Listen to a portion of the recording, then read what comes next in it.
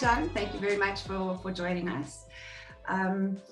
It's a voice like your own that's really captured me on my own journey as an entrepreneur. And your voice has obviously been contemplative. It has brought thought, it's brought introspection, and often a leap of action in businesses, in individuals who are building brands.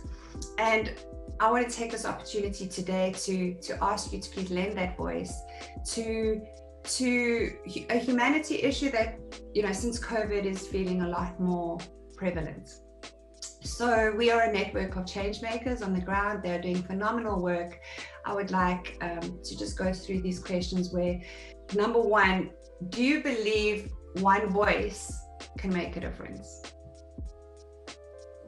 Well, thank you for the kind words initially, and really appreciate it, because when I'm doing my work, I have no idea what impact it's having. So thank you very much for that feedback.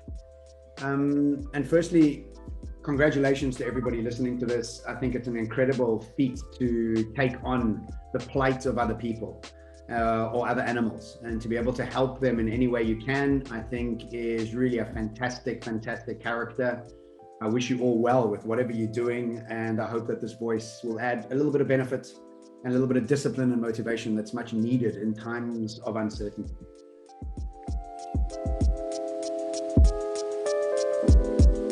The thing for me is we often think about change as something that's tough, but we also realize that everything good that's around us came from massive disruption and massive change. And our perspective in these sort of places make all the difference, whether we fall into a trap of victim thinking or into the awakening of a creator, of somebody that sees change as opportunity. And what we are seeing right now is the death and destruction and implosion of many of the old ways of thinking and old structures that kept the power in positions of power and left it away from most other people. And what we're seeing right now is really the ability for us to participate in this new future as a collective. And I really am very excited about this opportunity where we're moving into something called the zero marginal cost society. And I might surprise you with these stats, but if you think about what digitization does to our world, is it makes most things almost free. The world we come from is a analog innovation linear process, not a dynamic digital disruptive process. And we're in this transition from this old world to this new world. And in this new world, where Jeremy Rifkin, a global economist, calls the zero marginal cost society. And what this means is that anytime anything is digitized, once it's repeated for almost zero. So think about photos. We can take millions of photos that can be replicated and sent across the world for almost nothing.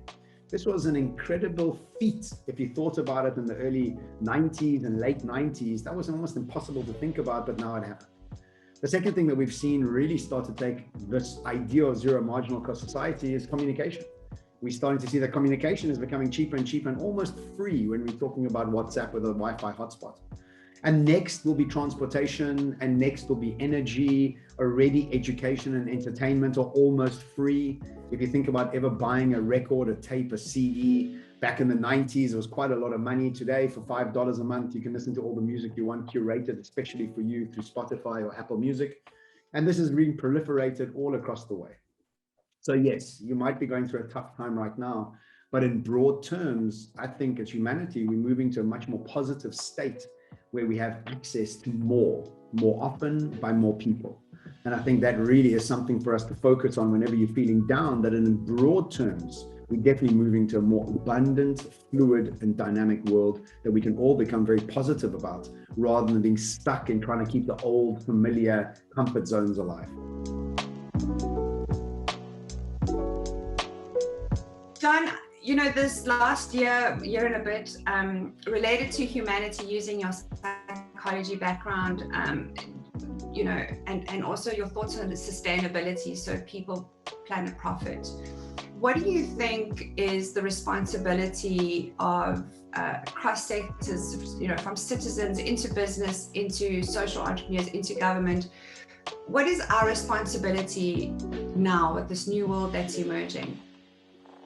I think the big word here is responsibility. And I think that we were powerless. And over the last 100 years, we have seen that there's been many gatekeepers to get us to have a voice. You know, you needed to be on TV. You remember the days of Oprah and Larry King? Those are the only voices we heard. You know, there was this top-down information share. And we all saw these few heroes as the voices of reason and of thought. And if you think about music as well, you know, there was U2, Madonna, Michael Jackson, and there was like 10 bands that we could like, and that was it. There was this top-down process. But what technology has done, it's given us an opportunity to participate in the world around us. And we see that many of the movements right now that we are witnessing, Black Lives Matter, Me Too movement, GameStop, and the sort of Reddit community taking on the hedge funds. This is all showing us that there's groundswells all around the world. And it's these groundswells that we must focus on, because it's these groundswells that will give us an opportunity to become participants in the future. And the only thing that's stopping us from becoming participants is our ability to understand the power we have and the responsibility, the ability to respond to this world and become active members of it. There's three processes that we need to take into mind when thinking about participating in this future. And one of them is called decolonization, democratization, and participation. And what I mean by these three processes is that we have to stop thinking about the future as a colonized future.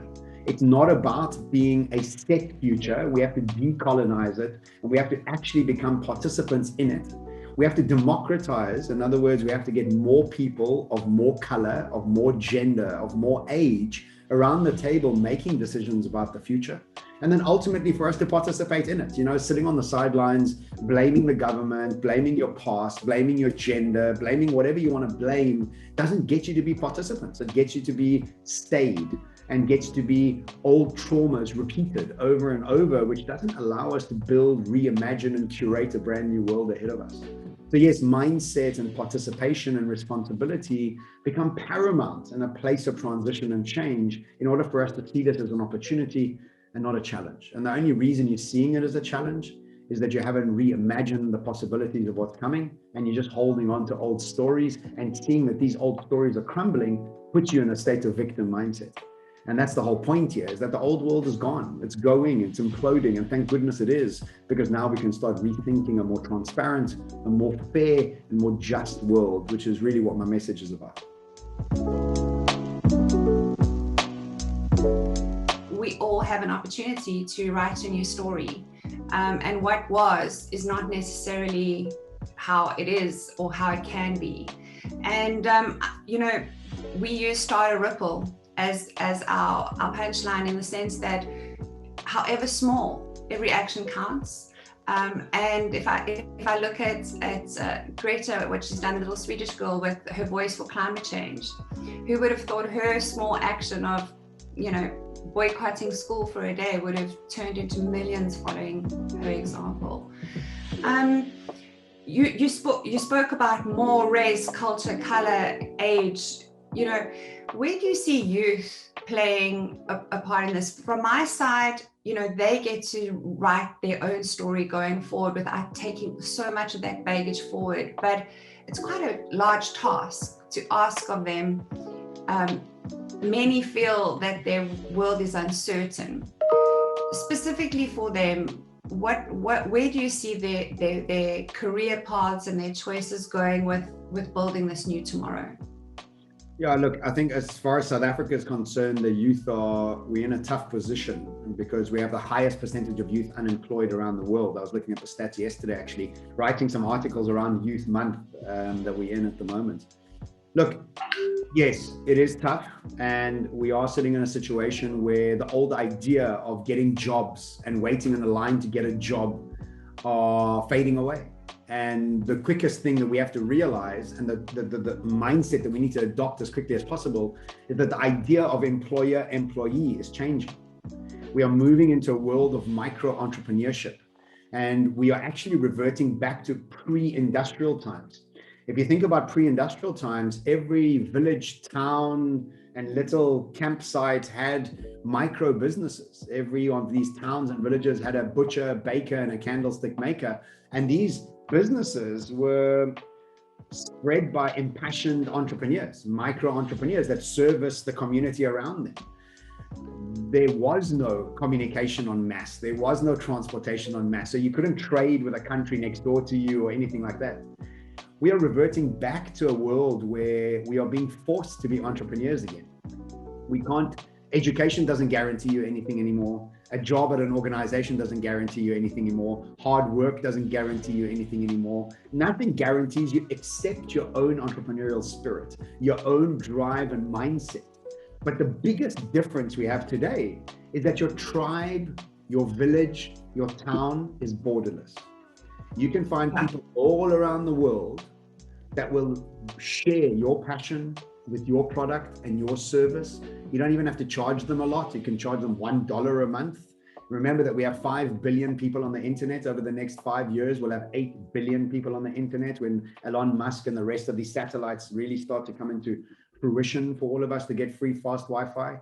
And this idea shows us that the market that we're dealing with is 8 billion strong.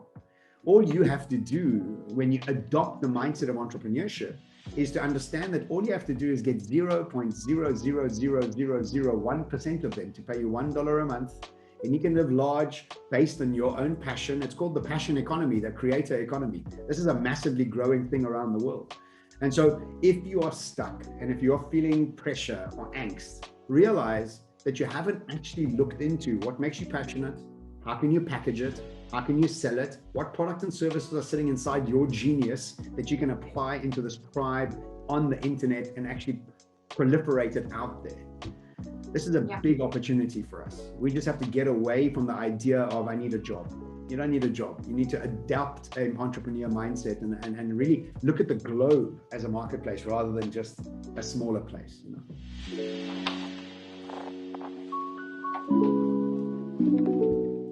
John, you're a huge fan of learning from the gurus. I know that we follow some of the same guys. What would your suggestions be around surrounding yourself with heroes, people who you can learn from, who you can apply more concepts and blueprints and ideas from? Surrounding yourself with the equipment or the material needed to keep that positive mindset going. You know, I often speak to the security guards that work for me, not for me, for the buildings that I live in. You know, I'm nomadic, so I move around the world, and I've become very good friends with most of the security guards because I'm always perplexed at them sitting hours and hours doing nothing. And I'm often giving out my books to them or giving out podcasts, and they're like, yo, we've heard of this thing called a podcast, but we don't know what it is. And when I explain to them that it's free education that's entertaining and engaging, they've just actually blown away. So we live in a world where we have access to more information, more quality teachers, more often for free. This is a massive shift in our mindset and our ability to grow. And so what I'm always doing is accessing some teacher, whether it's about economics, about human psychology, about futurism. These are my passions. And so the ones that I listen to are not necessarily the ones you need to listen to, because you need to find what you're passionate about. And guess what? Out of the bazillion podcasts, there is everything from nappy changing to gardening to fashion, you name it. There's like everything out there, right? And there's always an expert wanting to share their teachings and research. So my suggestion is stop listening to the radio, stop watching TV, stop taking in empty calories. Access the genius that's available to you on YouTube and on podcasts and on Spotify and on iTunes.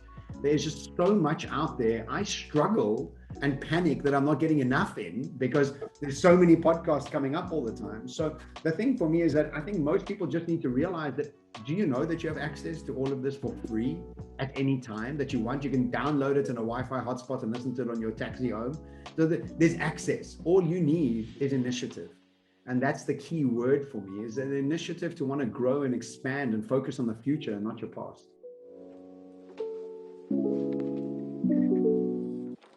Your thoughts on mentorship, somebody a little bit closer to home maybe? Mentorship, because of digitization, I think we have this opportunity to be mentored by global brilliance. I don't believe in localized mentorship because I've just never received the right type of mentorship that I've been seeking. I always found that many teachers around the world were my mentors without them even realizing. I listened to Peter Diamandis, Dr. Joe Dispenza, just like so many out there, Prof. Scott Galloway. There's so many of them. And so my mentorship programs are always digital and always by world's best. So I know a lot of people speak about localized mentorship. I've never experienced it in a positive way, so I can't actually speak about it positively because I haven't experienced it like that. But you don't need a local one. I get a lot of messages that say, will you mentor me? And my response is, look, firstly, I don't have the time. Secondly, you don't need somebody. You can just access all these teachers around the world that are giving out their information for free. I mean, my podcast, it's just that. It's like trying to get as much information out there into the world to try and help as many people as possible. So I could be your mentor by you just listening to my podcast. I don't need to actually physically be there. There's also one other thing I want to say is that we often say that you need to hang around with people that are better than you so you can improve. You are the sum of the 5 people you hang around with the most. There's a problem with that theory. The problem is that why would those people want to hang around with you? And so, and that's the thing, is that people call me and like, let's go for a coffee. I'm like, but I don't know who you are. I don't know what you've done. Why would I want to go out for a coffee? I just don't understand. So my response to that is become the people you want to hang around with, and they'll invite you. You'll become part and parcel naturally, not to be forced into, or please let me come hang with you. It's become those people. And guess what's made those people those people? Fastidious, focus, work, growth, and the ability that our past is not a determinant of our future. I think a golden thread all the way through everything that you've said is it's up to us. It's our responsibility to maintain our positive mindsets and not necessarily rely on our immediate circles, which I think a lot of the time we're waiting for that hand up or that handout or that, oh, woe is me. Especially for youth, I feel that the ones that charge forward with their thoughts and ideas in the world, that continue to positively put out a positive mindset, they are the ones that get seen. And exactly what you just said, they get invited. Why would you want somebody that's not energetic, creative? Why would you want somebody that's feeling sorry for themselves invited to the table? There's no point. It's about time. It's like you want to connect with people who are very clear, passionate, somebody you can also learn from. Time is such a commodity in our world nowadays. I know some of my friends get upset when I say I don't have time, but it's a reality. There are only so many. If I want a balanced life, I have to choose how I spend my time.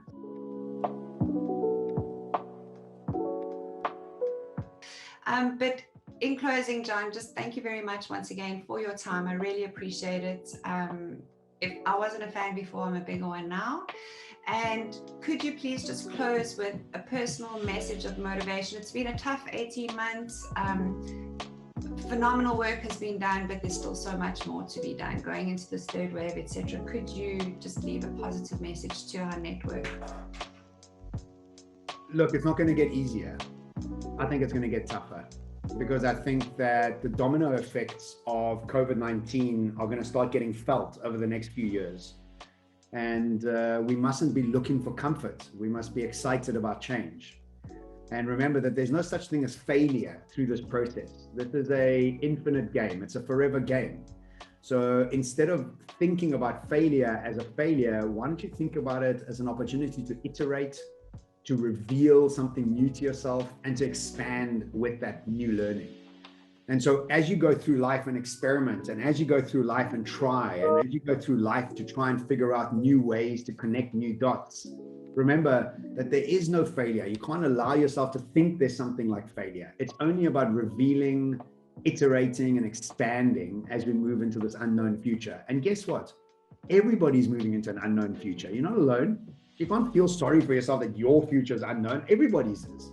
But the people that are forging the future are the ones that are going to win. The people that are reimagining the possibilities that are coming are the ones that are going to have a good time while they're creating their future, rather than being depressed or anxious or frustrated that the future is not happening as they expected it to. But you need to get out there and forge it more than anything else. So all the best. And again, well done to everybody doing what you guys are doing. It really does take a lot of guts and a lot of courage to do what you're doing. So I take my hat off to you. But remember that the future is not set in stone, and it's not a dark, scary place. It's fluid. It can be created as you're going along, and it's something very exciting and very bright that I think we have an opportunity to create together. Thank you, John. Your words make me think of Indiana Jones, and I'm giving my age away, but like a cave with like very dark, but there's jewels at the end of the tunnel. Jewels are in here. The jewels are in there. Yeah, that's right. Okay. Thanks, Michelle. Yeah, thanks a lot. I really appreciate it.